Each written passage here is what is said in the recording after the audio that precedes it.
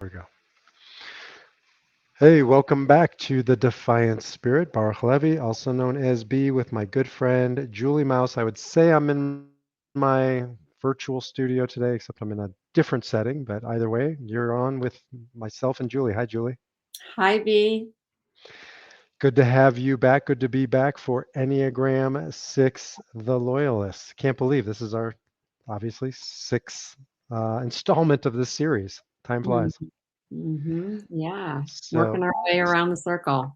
working our way around, so you'll be able to get all nine of them in the next few weeks. But for now, we're gonna bring to you the Enneagram 6, and we're talking about in this series mindfulness, how to pay attention based on the Viktor Frankl quote that Julie and I met around and love. Both of us love because it brings to life and light the work that we're here to do. Between stimulus and response, said Frankl, there is a space. And in that space lies our power to choose our response. And in our response lies our growth and our happiness. So between stimulus, things happening to us, and either reacting or responding, there is a space. And what we're talking about in each of these is how each of the Enneagram types relate to, react within, or potentially respond within that space. So, 9 ways to expand the space. Enneagram 6. Anything you want to add to that? Yeah, well, I always, when I start thinking about the number we're going to do, I get so excited about what that number sees in that space, right? And so as we dive into six, the loyalist or well, there's lots of names for the six, but I got very excited about how much pausing in that space can be life changing for a six. Really give them the ability to see more clearly the thoughts that are getting them into trouble and how like a path out of it. And next week, we're going to talk about Enneagram 7, which probably is, not wanting to stick around that space. Yeah. Um, But 6 is on the opposite sort of end of the spectrum, even though they're next door neighbors, is really going to want to define that space. Make sure it's a safe space. Make sure Mhm. it's a known quantity in that space. Make sure the exit signs are in that space and the air conditioning is set to the right temperature. And because the Enneagram 6 gets into lots of issues of safety and security and making sure that they know sort of, in some ways, like an 8, there's a bit of a control element, but it's much more coming from a minimizing risk, maximizing security. Is that a fair place to begin for the 6? Yes, yes, all about it. And so that's why in that space, if they can see it, that when something happens, instead of immediately going into this safety, security, how can I make sure everything's okay? If they can pause and watch those thoughts, I'm going to say this probably a number of times in this podcast, they can figure out which one of these thoughts are productive or just habitual? Is it just this habitual thought that I'm going into? Because that actually keeps you from thinking clearly, or is it a productive thought? And you can't tell because you'll just go into this habitual thought unless you pause and catch it. And then you have the capacity to move it to a more productive thought. Yeah, so probably of all types, I think you kind of said this, but the Enneagram 6 probably benefits more than any other type with a mindfulness practice Mhm. because they're at the center of one of the triads called the centers of intelligence, and it's the thinking types are 5, 6, and 7. And 6 is right at the center of it, and between 5 and 7, fives go inward with thinking, sevens go outward, and sixes get into a conflicted and an analysis paralysis and a spin cycle, which is, anxiety is the seat of thinking, and sixes are at the seat of that. So bringing down the noise and bringing up the mindfulness, I imagine, goes very far in the life of a 6. Yeah, I do agree with that statement that mindfulness practice is probably more valuable for them than any other number because and I say that because mindfulness practice is different than other meditations where the goal is actually to get to know your mind. There's a Buddha quote that's, if you want to get to know your mind, sit down, be quiet, and watch it for a while, and you will very quickly figure out what brings you joy and what brings you suffering. And for a six, if they are not pausing and exercising that capacity to watch what's coming into their head, their natural tendency is to go into this worst case scenario, catastrophizing what could go wrong. And some of those are good thoughts because they help keep them and others safe. But it creates this like negativity in their mind that's constantly churning. But if they can learn to pause in mindfulness practice, you pause and you watch those thoughts coming and going without doing anything about them. And you can start to see pretty clearly which ones are helpful and which ones are just unproductive. Right. It's not about getting over the thoughts or getting around the thoughts or not thinking. It's about paying attention. And sixes are all about paying attention in some way, Yeah. shape, or form. They're compliant, right? In the best sense of the term of like they pay attention to what's around them, to what Hmm. needs to be done. And that's that type of compliance where they just want to understand. They're a head type and be given sort of, they're probably, if you're on an airplane, most people tune out when the steward or stewardess is doing the instructions, but Hmm. probably not a six. They're probably the ones who are actually paying attention and reading along with that Yeah. card in the front pocket. Yeah. Right. Right. Um, Right. so Then they they like can't. that instructional process. Yeah. Yes, absolutely. And that ability when they learn mindfulness practice to begin to watch their thoughts, I think it makes them, that attentiveness can make them really good at the practice too. They can also become attentive to what's coming in their mind instead of not like being unconscious about it. Yes. Yes. And I want to like just pause on that for a second because sixes tend to be portrayed as sort of a negative type, right? Like there's a couple Enneagram types that get a shadow cast around Mhm. them. And even with the word, one of the names for the Enneagram Six is the loyal skeptic. Even the word skepticism has a negative connotation in our society, but that's not what the original Greek philosophical understanding of skepticism is. It's a necessary challenge to assumptions. Mhm. And that is a beautiful thing. Like I would love for my airline pilot, back to the airline analogy, probably to be an Enneagram 1 and an Enneagram 6 sitting side by side because the one's going to have, perfected the process and the 6 is going to challenge. In fact, did you ever read the book? I think it was Outliers by Malcolm Mhm. Gladwell Yeah, right. Oh yeah, the whole chapter on the on plane crashes. yeah, And cultures who have plane crashes don't have a lot of sixishness in them. right. Challenge the assumption, Yeah, I question. have a really good friend who is a six, and my group of girlfriends has taken to calling her Wise One because there's just been too many times where her little challenge to what we were going to do definitely saved us from some problems.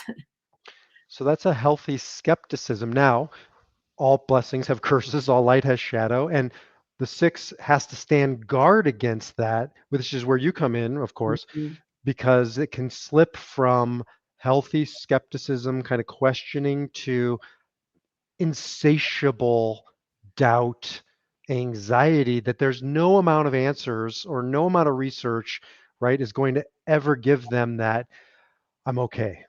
Right. They can slip into that classic catastrophizing, and then they actually are immobile. They almost can't go and do what they need to do because they're just spinning in their head about everything that could go wrong. And it's insatiable, like especially in the information era. They're the types I hear all the time who, ones and sixes I hear, they'll like see a mole on their arm and then they'll get online and research it, and Yeah. then like 6 hours later they're dying for certain of this particular, like, Nile River virus thing that happens to 1 in a billion people, but it happened to them, kind of a thing. Yes.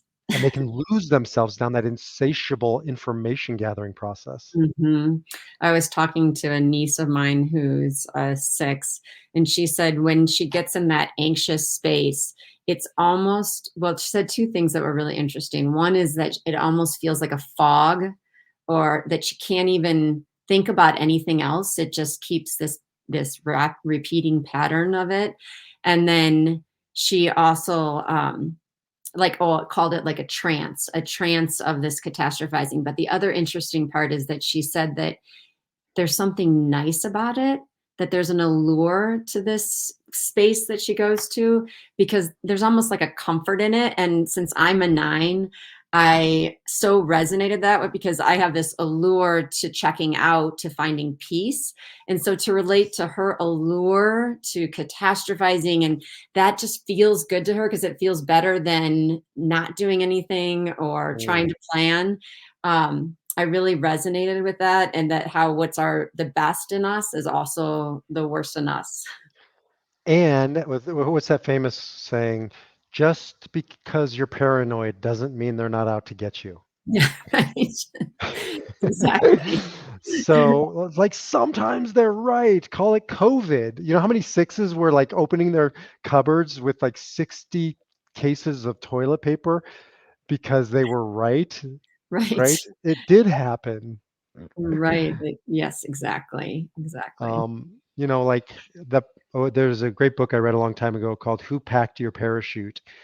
And, like, I want a six packing my parachute. Like, I want that anxiety and I want that questioning and that double checking, that triple checking. They're the ones where you hear the car alarm, deet, deet, did I do it? Deet, deet, did I do it? Deet, deet, right? And so there's this, now it's again, I'll say it 1,000 times, there's a slippery slope for a six where Mm, enough is enough.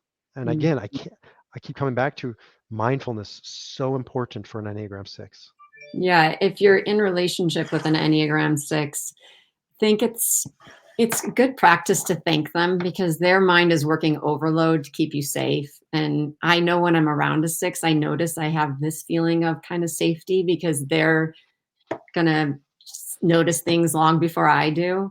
And instead of being irritated with the pointing out everything that go wrong, I try to have a practice of just being like, thank you so much for noticing. That's really nice. I know that six loves or appreciates being seen and validated because usually it's perceived as a wet blanket, a nag, Yeah, annoying. right. And they do so much. Now, all the sixes listening, we all have our work to do. We have to defy our number, right? That's why I call it defy your. So it doesn't give us any, license to worry. It means that there's a time and place for it, but you also have to defy your number. So I work with a six, and we talk a lot about him bearing his burden. This is a Viktor Frankl idea. Mm, So he's not going to withhold all of his anxieties from his wife. But what we've been talking about is, can you absorb 10, 20% of that and not share it and just carry it as an act of love and service to your family? Because if you give them all of your worries, you crush them under the weight of it because they're not built for it. You right. are. They're not. So we've been working a lot on bearing the burden of not sharing everything and becoming discerning of what is worth and necessary and what is not worth it or not necessary. Right. What's productive and what's just this habitual thinking that you always do. Exactly. And then to relate that to mindfulness practice, sometimes we talk about when you start to become aware of your inner roommate, the voice that's constantly talking to you. You can't Mhm. push it away. You can't make it stop. That's your burden. That's who you are, and there's a beauty in that you keep your loved ones safe. But what you can do is not let them be center stage. You can notice the thoughts. So, like, if you think of it as an analogy in driving in the car, let that inner roommate be in the back seat, a backseat driver, but don't let them be up in the front seat, telling you where to go and telling you what to turn. You can listen to them and notice the ones that need to be responded to. But if you have them in the driver's seat or even in the front seat, they can really drive you down the rabbit hole. Totally. And never give them the wheel, right? I Yes. mean, Back to your analogy, it's like sixes get into trouble when they hand the wheel over to their fears, because then Yeah. they oftentimes create a self-fulfilling prophecy, pushing people away, Hmm. and Right. that's destructive. Well, yeah, that doubt that they have in themselves, and then sometimes it can transfer over to others, and then they can push away really good relationships in their life because of that fear. Couple practical strategies. So if you're in relationship with a six, I do this one all the time now, especially with like six potential clients. And I know when they're a six because they will ask me 50 questions. And sometimes it's repetitive. And if I wasn't conscious, I might get annoyed, but I'm conscious and I understand now where it's coming from. They want to feel safe and secure and know that they're with somebody who A can hold that space for them, and B who's consistent, because there's Mm. an honesty and consistency. So they're almost probing to see if I give them the same answer. I'm reassuring them. And so now I do a lot of that up front, and it makes them feel secure, so we they don't have to ask as many questions later on, as opposed to getting annoyed. Have you Right. had that experience? Yeah, absolutely. Yeah, the whole not getting annoyed with them, it's seeing the beauty in them, in their questioning. Because then once they feel trust, once they think they can trust you, you have a pretty loyal friend. That's where that Totally. loyalist title comes from, because once they feel that they have that trust, um, they're pretty amazing friends, and or incredibly loyal. Yep. When they're in, they're all in. Mhm. So, and that's, like being in a relationship with a six. And if you are a six, a teacher who I love out there, her name is Byron Katie. Mm. Julie, have you Yeah, ever heard of Byron loving Katie? what is. Yeah. Yeah. So she has a really simple but great practice of, is it true? Mhm. Is it true? Right. And just working with sixes, if you're six, working on this in yourself is, is it true, whatever the fear I'm thinking? And, Mm. like for instance, yeah, there's lots of car crashes out there. But is it true that probably get into a car crash driving home? Well, statistically, probably not, right? And you start playing out the fears and the disasters, and you can usually work through a lot of these things by that practice of, is it true? And just keep digging down underneath that and underneath that. Yeah, it's so funny you bring that up, because that good friend of mine that we call the wise one, she introduced me to Byron Katie, and she just loves it. Like, she even has her little app, the work on her phone, so that she can, work through that tendency to go down the rabbit hole, where she can just pause and ask herself, is this true? Or the next question, is it really true? It's so helpful in what I've been saying from the beginning of this podcast, helpful for her to differentiate between what is a productive thought that's actually important for her to pay attention to, and what's just this habitual thinking too much. Yes. So really, obviously it's been such a good practice for Enneagram sixes. So that's a good Mhm. strategy for you to bring some mindfulness to your practice and not get rid of the thoughts, but harness them. A lot of people don't think about it. And when I'm working with people around anxiety, anxiety is energy, right? It's not good or bad. It's just energy that hasn't been dealt with or harnessed or repurposed. You're not going to get rid of it. You're just going to do something with it, or you're not. And then at 3 a.m., it's just going to spin around and burn a hole in your stomach called an ulcer. Yeah, I've But even heard that a good practice for sixes is to be grateful for their anxiety, to see their anxiety as their teacher. It's here to teach them what they need to pay attention to and what they don't. Because the things that they do as a result of these feelings they're in touch with, as a nine, I see so clearly that's such a gift, because I don't pay attention to my anxieties, and that can get me into big trouble. And the sixes are over attending to it, right? And so I see it's such a gift for them. And if they can see that and start to differentiate between the healthy ones and the not so healthy ones, and not get so caught up in all of them, or overwhelmed by all of them, they can really be amazing at what needs to be done, and seeing that clearly. Absolutely. Excuse me. And it's about sometimes it's about what we call things. I'm choking. Yeah. I'll let you take over. Yeah, right. Right. Well, I just on that note, when a sixes are in, we've talked about the reaction and going to catastrophizing, but when they learn to pause and they learn to see what is actually true, their actions in the world seem to be very clear when you're around them. That's why I was saying that you feel so safe around a healthy six, because you can just trust that they're gonna be their decisions are probably what is the best way to go. So, absolutely. And what I was saying is, if we can start giving some new language around this, because what you call things becomes the reality. So instead of calling it anxiety, I do call it energy. Instead of calling Yeah. it doubt, I call it, sometimes I think of it as like a scouting, like in the military, you send out a scout whose job it is to be aware and be wary because you're protecting the people behind you, like scouting out situations as opposed to doubt. Now, again, not to get licensed to free reign for this, but really repurpose or rethink about our role as an Enneagram 6 as a scout, as a probe, as sometimes it's called the defender, right? Yeah, right. Yeah, I like that. And then talking about like again, the responding of the six when they're able to pause and see what needs to be done and be more the scout than the doubter. They have a line to nine, and you see a lot of that not nine energy where they are doing it not from the anxiety, but from a clear knowing of what needs to be done. Totally. To And to then on the flip side, um, we haven't talked at all about this yet, and we should probably mention the two different types of not six, the phobic and the counterphobic, Mhm. and how they react and respond.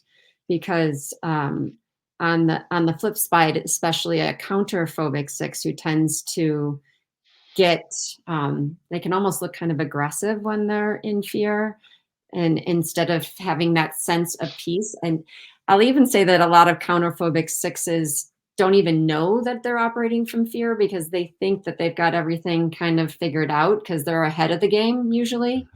But I can sense when a counterphobic six is acting out of fear because you can just feel that it's almost similar to an eight be like you feel this intensity coming from them. You're like, whoa, where'd that come from? As opposed to when a counterphobic six is being more of a leader and guiding you at like a scout, you can tell when it's coming from a place of peace and serenity and calmness Mhm. versus that trying to get ahead of the fear, trying to get ahead of the fear. And the Enneagram really, one of the differentiators of the Enneagram versus other systems is it deals more in why we do what we do. So an eight and a six, a counterphobic six, are going to look very similar on the surface sometimes. They mistype a lot. I mistype them a lot. Yeah. But why they're doing it are very different. An eight is much more focused on anger and control, not a lot less fear. I mean, Julie, you're married to an eight, right? It's a Yes. lot less about anxiety and it's much more from a fiery anger, Well, and when they're intense, it's about powering up. powering up, right? Yeah, where you can tell the difference with a six when they're intense, it's about getting ahead of the fear. It's about cutting that off Right. at the pass. So that's why all sixes are phobic and at the core. The question is what we do with that. Do we sort of embrace it and succumb to it and just, one extreme, let's talk about extremes because they're easy to see, is Larry David Mhm. is the extreme, or a Woody Allen or George Costanza. It's like this. I fully embrace and give myself over to my anxieties to the point Yeah, where right. people can just feel it. I exude the anxiety. Now I don't know anybody in real life. Maybe I know a couple, but who are on that extreme. And then the other extreme is like a Chuck Norris or a Mel Gibson or a tough guy or tough gal, Roseanne Barr. And so you have these radically different sixes, but at the core is anxiety For both of them. for both of them. And people don't realize that, but that one of the most extreme of all types from one side to the other. But most people are somewhere in the middle. And don't I know people talk about this differently. We have the counterphobic 6 and the phobic 6, but don't most of them have a little bit of both? Yeah, we all have a little bit of both. Yeah, that's true. I That's mean, true. that's the beauty of the Enneagram is look, I don't think you can live on planet Earth and not at some level be a 6. I say this Mhm. all the time Yeah, good because point. That's it's just a smart scary way to be. to scare like we're all waiting for the woolly mammoth to gobble us up, Yeah, right, right. right? Like it's true. Like what's the philosophy professor of mine love to say, ain't none of us getting out of this alive, right? Mhm, So the sixes are right. We're all mhm. terminal. Like Yeah, this thing is scary. you Now, should the be worried. difference, yeah, everybody's like, sixes are like freaking out right now, popping Xanax. But the difference is most of us compartmentalize that a little more than the sixes, Right, right? right. And Well, some and like that's where sevens totally compartmentalize. their virtue is courage, and, I was talking to my niece, and she was like, "Courage, I don't think is a word many sixes resonate with, Julie." And I was like, "If you knew that the courage you have to just get up every day with what your head thinks about, it's amazing." The only Right. reason I can do it is because I ignore all that stuff. But it takes a lot of courage with the awareness you have to just get up and do it again. Driving down the street and believing that what separates the car coming at you is a Yeah, little yellow dotted line right. is I block it out. A six probably doesn't. And for them to drive is courageous. For me to drive, I just block it out. So Exactly. we have to redefine courage, as that famous saying, it's not the absence of fear, it's feeling the fear and doing it anyways. That's Mhm. courageous. Exactly, exactly. So maybe that's a good segue into the mindfulness section. Yeah, sure, that sounds great. Do you wanna press record? Because I'm gonna do a little just talk a little bit about what we're gonna do for this 6 meditation. So, because sixes like to be prepared. Sure. All Mm. right. So let me set it up. So when we pull it out later on, you can just come straight to this. But for now, you'll join us in the journey of expanding the space for Enneagram 6. Between stimulus and response, there is a space. And in that space lies our power to choose our response. And in our response lies our growth and our happiness. Expanding the space, Enneagram 6, the Loyalist. Thanks, B. So for the sixth meditation, I wanted to start with just a regular classic mindfulness practice, because what's most valuable with mindfulness for a six is this ability to be the watcher of their thoughts, to not be so captivated. You are not your thoughts, you are the witness of your thoughts, because that gives them that ability we've been talking about on this podcast, to differentiate between productive thoughts and the ones that are just habitual or catastrophizing and unproductive. And so we're going to start with that, but then I'm also going to move into a mantra practice, which is the first time we've done that on this podcast, because sixes are in the thinking triad and they're in the center, so they're the most aware of their anxiety. And like B said earlier in the podcast, they're also tend to have a negativity bias in their brain because they're constantly thinking about what could go wrong if they put no intention in. So their just habitual pattern is to think about, kind of worry and think about what could go wrong. And so you, as a six, you need to have awareness that that's just the way it is. It's not a problem. It's not something you try and put away, because if you resist it, it will just persist. But it is something that you need to put some intention around countering. And when I say that, I mean you need to put some intentional thoughts that would counter all that negativity. So any kind of mantra that's a positive statement, that might help you embrace what you need. The mantra we're going to use for today's practice is I am confident. Because when a six embraces that confidence, it helps counter the self doubt that's constantly arising. And then we're going to end with a little bit of a gratitude practice, because, again, to counter that negativity that's often there for a six, really intentionally thinking about what you're grateful can balance that out in your mind. And I can't stress this enough, that as a six, yes, you have a lot of negative thoughts, they're usually keeping yourself and the people you love safe. And you can, with mindfulness practice, really balance that out a little more. I think some of you listening might be like, oh, that sounds like it might be a little corny. But I just want to encourage you to give it a try, because actually intentionally bringing in these positive thoughts and feelings can make you feel more balanced. So what the heck, give it a try and see if it changes your experience. So start with our classic mindfulness practice where you just sit up tall, rest your hands on your lap, and take two deeper than normal breaths. Either close your eyes or lower your gaze. As you exhale, soften your shoulders down your back. Bring your attention to your feet. Maybe notice the contact in your shoes or on the floor or with your sock. You're starting with this grounded practice. The feet is the furthest away from your mind, so it can help bring your attention into your body. What sensations do you notice there?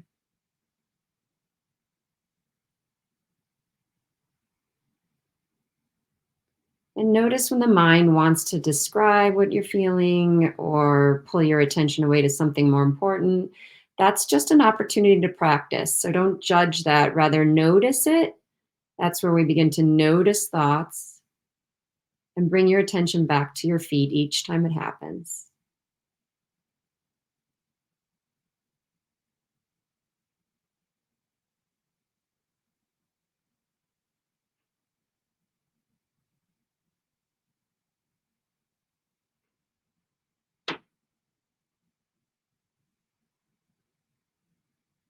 And now do the same thing with your hands. What sensations do you notice in your fingertips, your palm, back of your hand? And noticing if your attention gets pulled away, that's just an opportunity to practice, so don't judge it. Simply bring your awareness back to your hands.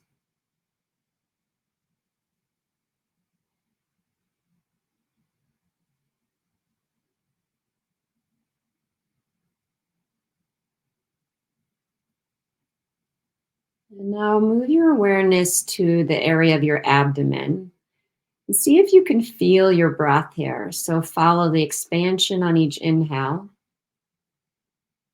the pause, and then the contraction on the exhale.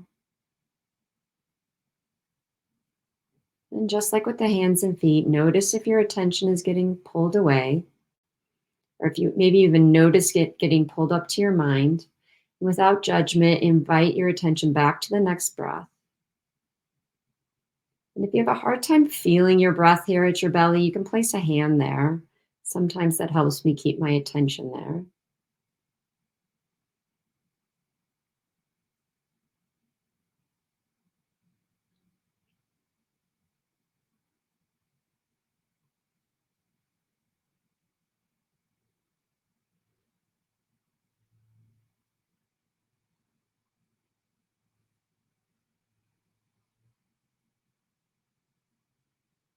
At the end of your next exhale, releasing your attention from the belly. And I'm going to allow you to bring your attention up to your mind for a little bit, because I want to bring to mind something you're worried about. So just think about something in the future that you're currently worried about. Maybe even picture the situation, what it is you're worried about.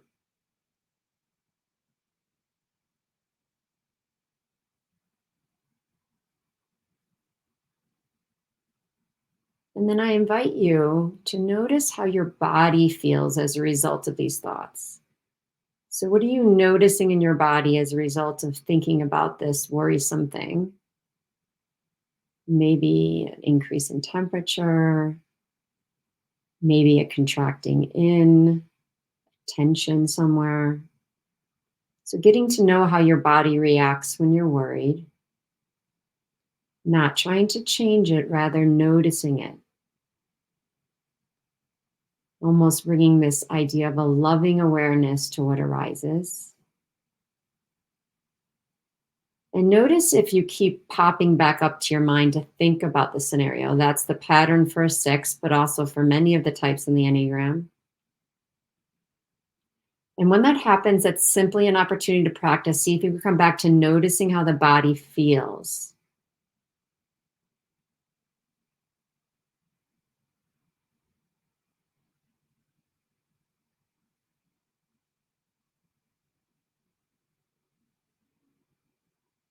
Loving awareness of what is.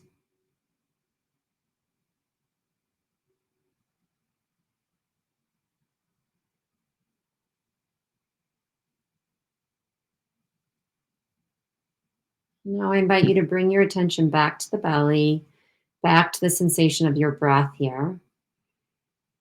Just for a couple of breaths, noticing the rise and fall.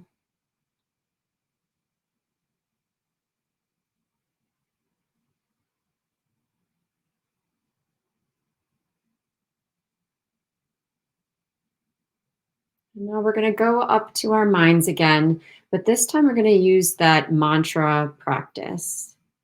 So I want you to say quietly in your mind's eye, I am confident.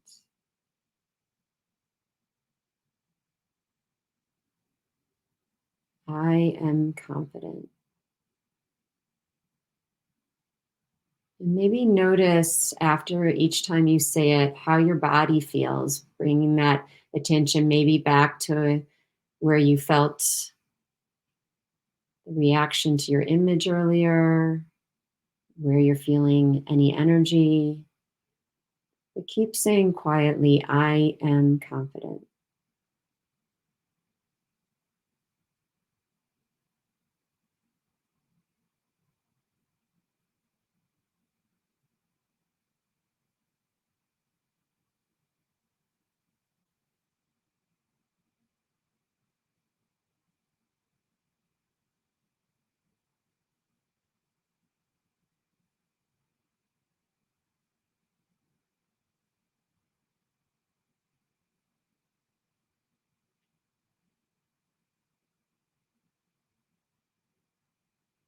Now that you've said it a number of times, just notice maybe how your body feels again, bringing the attention back around your torso area, how it feels energetically, maybe different than when we were imagining our worrisome event. And now let's invite your attention back to your belly for a few breaths. Just being with the rise and fall of your abdomen as you breathe.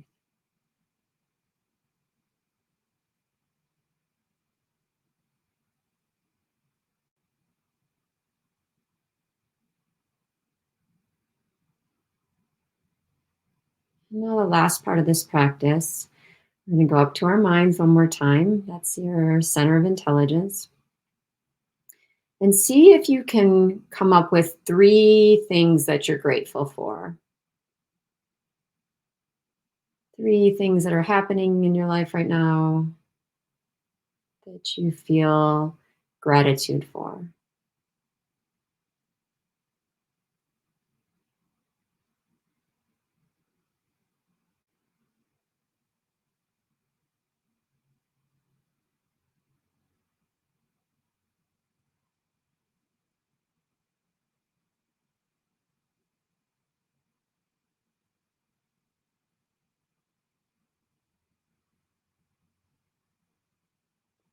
And now bring your awareness into your body one more time. How do you feel after thinking about these three things? After focusing on what you're grateful for?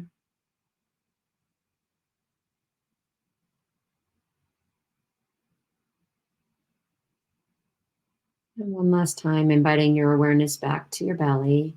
Such a grounding practice for sixes and for all of us. I breathe in, I know I am breathing in.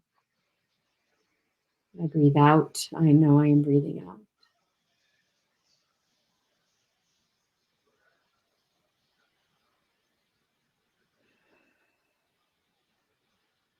One more deep breath in.